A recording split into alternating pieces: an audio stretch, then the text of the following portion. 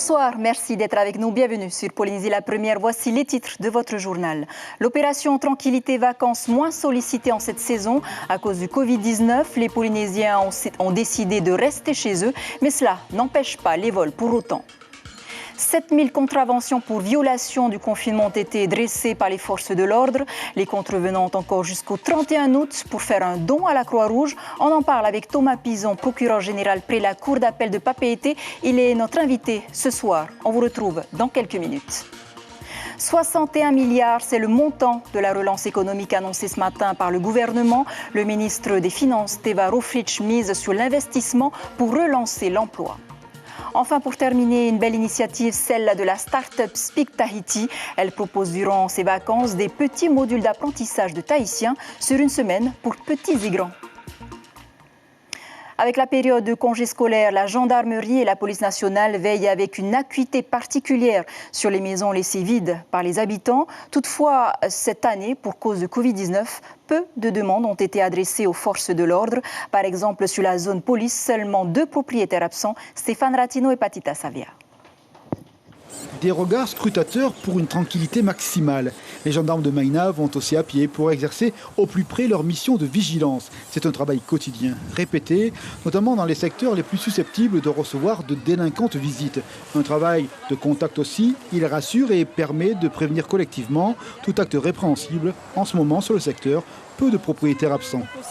Actuellement, avec le virus, on a très peu d'opérations de tranquillité vacances, voire quasi nul. Tu veux dire que les gens sont restés ? Les gens sont restés chez eux, ils ne sont pas partis à l'étranger, oui. Je voulais rappeler aux Polynésiens, n'hésitez pas à nous appeler quand vous constatez quelque chose d'inhabituel dans votre quartier ou la présence de rôdeurs. Parce qu'on a quand même des appels, des gens qui nous disent, voilà, à tel endroit, j'ai vu un rôdeur et dans ce cas-là, nous, on y va. En fait, cette opération Tranquillité Vacances est activée tous les jours de l'année. Il suffit de s'inscrire à la gendarmerie ou à la DSP. Sur la zone police, actuellement, 2 demandes de surveillance pour des résidences. Les policiers y passent plusieurs fois par jour, tout y est inspecté. La moindre anomalie repérée immédiatement. Une fiche contact a été établie par le propriétaire avant son départ. Là, tout va bien, là. On voit que voilà, tous les vitres sont fermées, les portes, même les voitures, on voit dans le garage, rien n'a été cassé. Ouais. Et même le portail, quoi. Vous avez pu constater juste avant. On vérifie également le portail. Hein. C'est un service qui rassure les citoyens qui sont absents ? Certainement. Hein. On vient pratiquement tous les jours. Hein. Bien sûr, c'est en fonction également de l'antidélinquance qui se passe, que ça ne soit pas pété ou pire, hein. Autre que les cambriolages, bien sûr. Hein. Lutter contre la délinquance, un axe majeur en Polynésie. Les cambriolages sont une plaie pour qui les subit. L'efficacité des forces de sécurité est ici démontrée. Par exemple, le taux d'élucidation à Maïna est 2 fois plus important que dans l'Hexagone. Toutefois, il faut garder en mémoire les bons gestes, ceux qui dissuadent. Je conseille aux gens, c'est de fermer leurs portes à clé, de fermer leurs fenêtres, de bloquer leurs baies vitrées avec des cales en bois pour éviter que les gens entrent dans les habitations et de fermer leurs véhicules à clé en évitant de laisser les sacs ou des choses qui seraient tentantes en fait. L'action des forces de sécurité et la vigilance civique restent 2 atouts pour la tranquillité quotidienne, et cela tout au long de l'année. Sans transition, la Polynésie, via le Comité olympique de Polynésie française, espère toujours organiser les Jeux du Pacifique prochainement. Souvenez-vous, l'an dernier, le pays avait refusé d'organiser les Jeux par manque de temps pour mettre aux normes les installations. La ministre des Sports, Christelle Lehartel, a visité ce matin une dizaine de sites sportifs entre Punaauia et Aroué. Un premier état des lieux pour évaluer les travaux futurs à réaliser. Selon le président du COPF, la Polynésie doit être prête. On écoute Louis Provost au micro de David Chang et Hiro Terurotua. L'important pour nous, c'est de revenir, je dirais, au premier plan et notamment, et c'est un peu le but de la visite aujourd'hui que l'on fait sur les sites, c'est d'avoir, on a retenu des disciplines et maintenant sur les disciplines, il faut y mettre les infrastructures. Ça nous permettra de remettre à niveau certaines infrastructures et l'occasion aussi pour construire des installations nouvelles telles que le centre aquatique, une salle dédiée, je dirais, à diverses manifestations et sportives et le stade Pater notamment.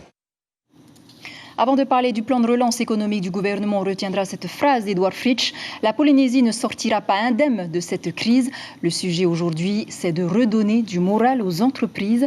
Et le pire est à venir, justement. L'après-Covid commence à peine que déjà se profile le spectre d'une deuxième vague de cas. Alors le président Fritsch annonce un plan de relance très ambitieux. On voit cela avec Brigitte Olivier et Patrick Sinsing. Ils ne sont pas sereins. La crise économique promet d'être difficile et une dizaine de chefs d'entreprise sont invités à cette conférence où les milliards s'annoncent ministère par ministère. Alors, résumons. Plus de 61 milliards vont être injectés pour la réalisation de grands projets et dans tous les domaines afin de soutenir l'emploi. Et ça va aller vite. Plus de 20 milliards devraient être consommés d'ici la fin 2020, grâce notamment à des économies réalisées par le gouvernement ces 3 dernières années. Nous avons cumulé des réserves, c'est vrai, depuis plusieurs années, grâce aux bons résultats économiques.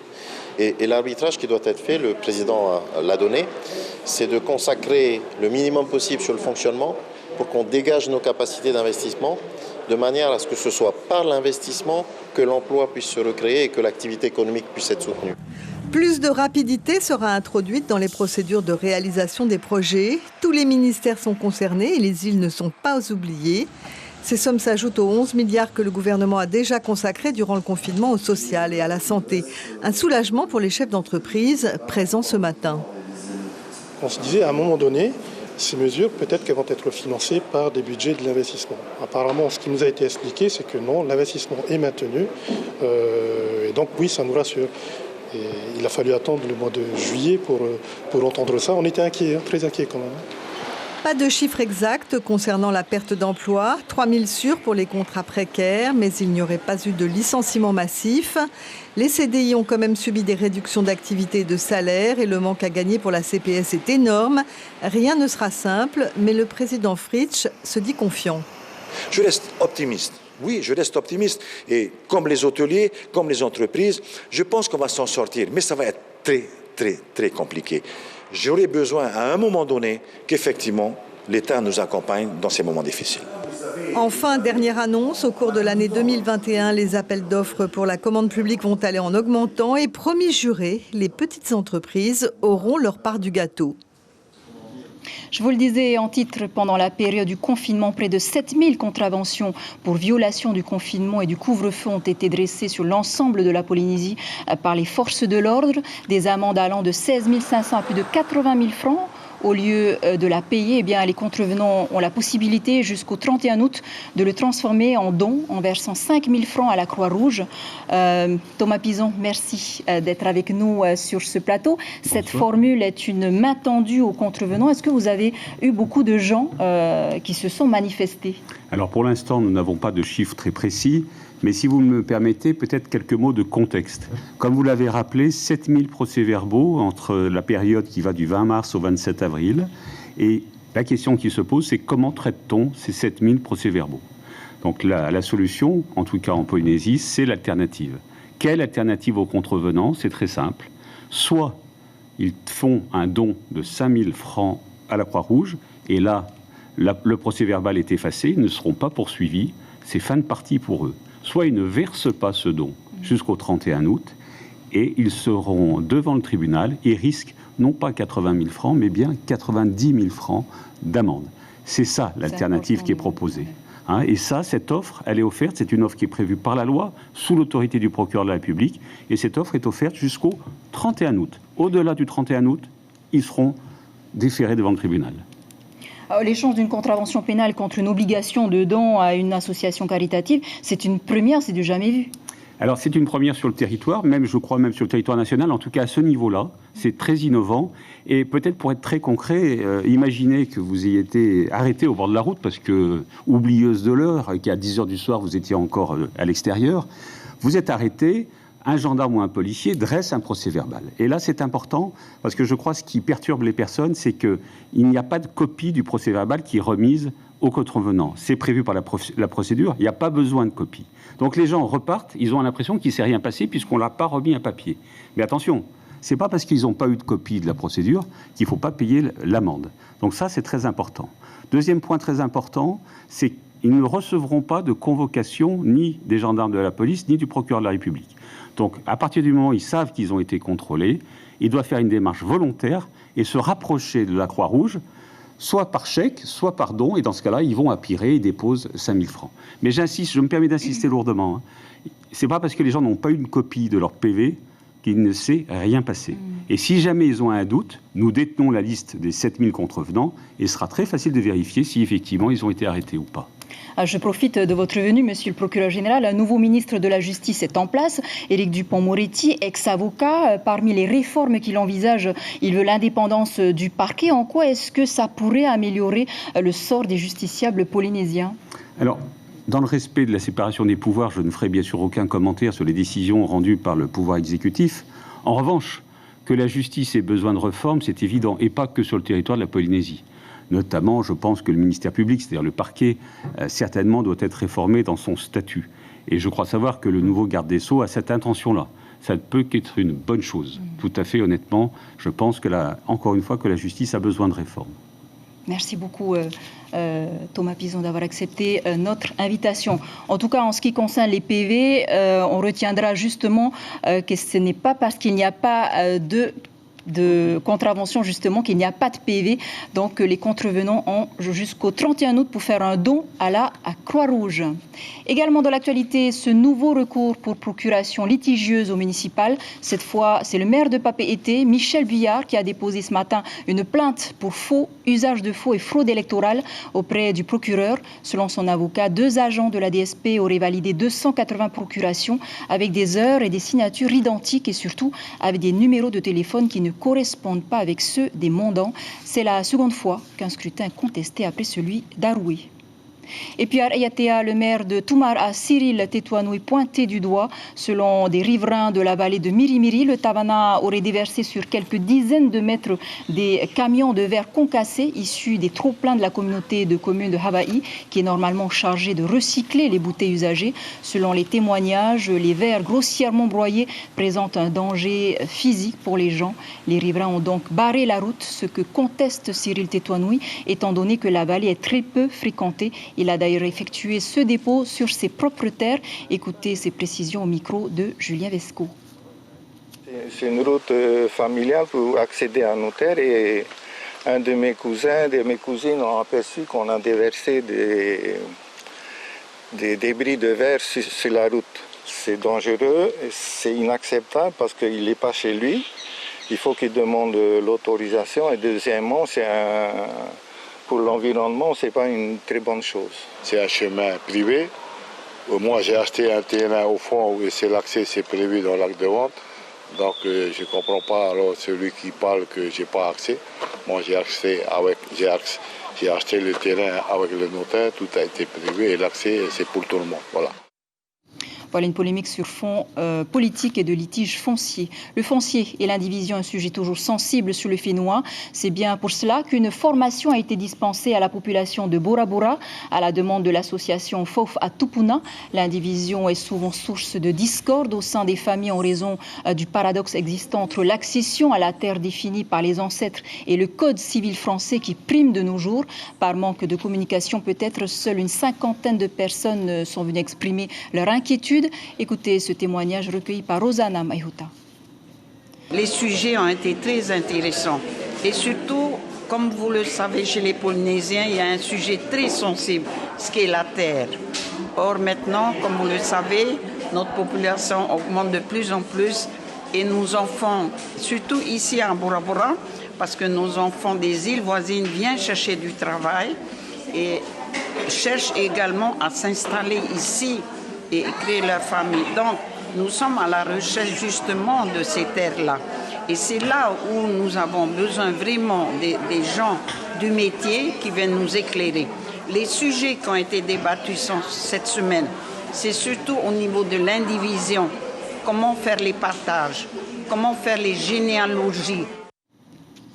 Et maintenant, cette belle initiative pour apprendre à parler tahitien durant ces vacances. Même si le Reotriti est supposé être au programme des élèves du primaire, la pratique au quotidien du tahitien reste souvent hésitante. La start-up Speak Tahiti propose donc des petits modules d'une semaine à destination des petits groupes. Ce matin, le rendez-vous était au Parc Paufei. Tiristam Fleur et Hiro, Terorotua.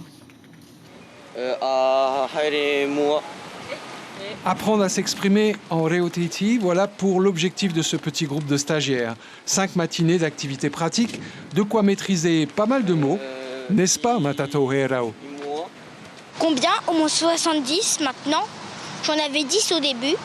Et puisque tous les jours on apprend 10 et qu'on était censé aller à 50, Ben, 71 quoi. Ben, c'est que mon papou, il me parle beaucoup en tahitien et j'aime beaucoup mon papou. Donc, parler en tahitien, ça me fait penser à lui. Les cours de la start-up Speak Tahiti s'adressent généralement aux adultes, mais pendant les vacances, ce sont des petits groupes d'enfants qui s'y collent, accompagnés par un frère ou un parent, ce qui est un vrai plus. Quand tu viens avec un parent, c'est de pouvoir aussi, au-delà des murs et au-delà de l'enseignement qu'on fait avec nous, de le faire à la maison, parce que ça a peut-être moins d'intérêt si tu viens tout seul et quand tu rentres à la maison, si tu n'as personne, si tu n'as pas un frère qui t'a accompagné, si tu n'as pas une grande soeur qui t'a accompagné, si les parents qui sont à la maison n'ont pas forcément le temps aussi de partager ça avec toi, c'est dommage.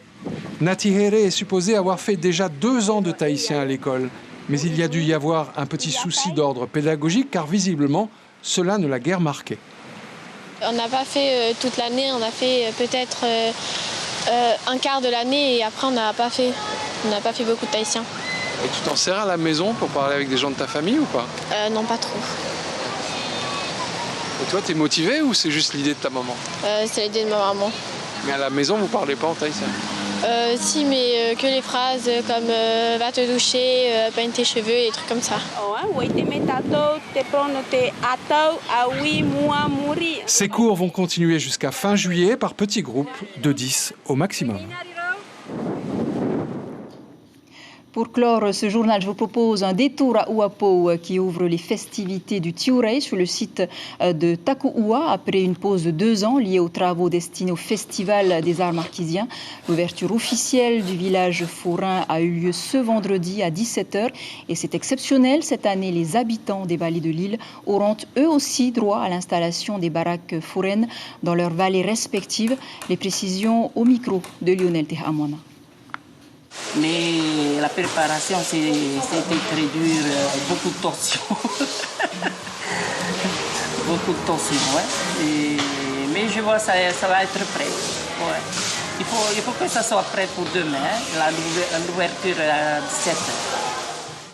Voilà, c'est sur cette information que se referme ce journal dont je vous rappelle l'information principale. 61 milliards, c'est le montant de la relance économique annoncée ce matin par le gouvernement.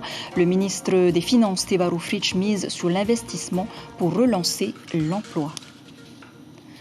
Voilà, c'était donc l'essentiel de l'actualité. Merci de nous rester fidèles. 5h30, vos infos radio. Aux commandes de vos journaux du week-end, Belinda Tumatariri et Stéphane Ratinou. On se quitte en images avec un extrait du Mini Heiva. Très belle nuit sur la première et bon début de week-end.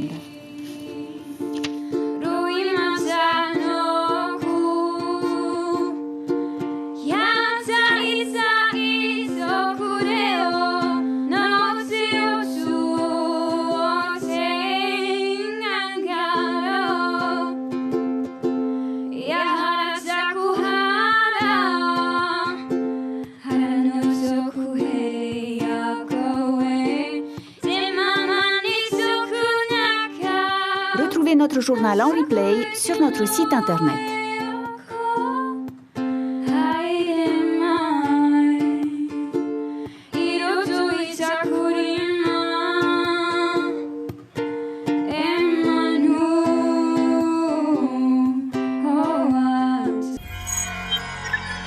Retrouvez ce programme en replay sur notre site internet.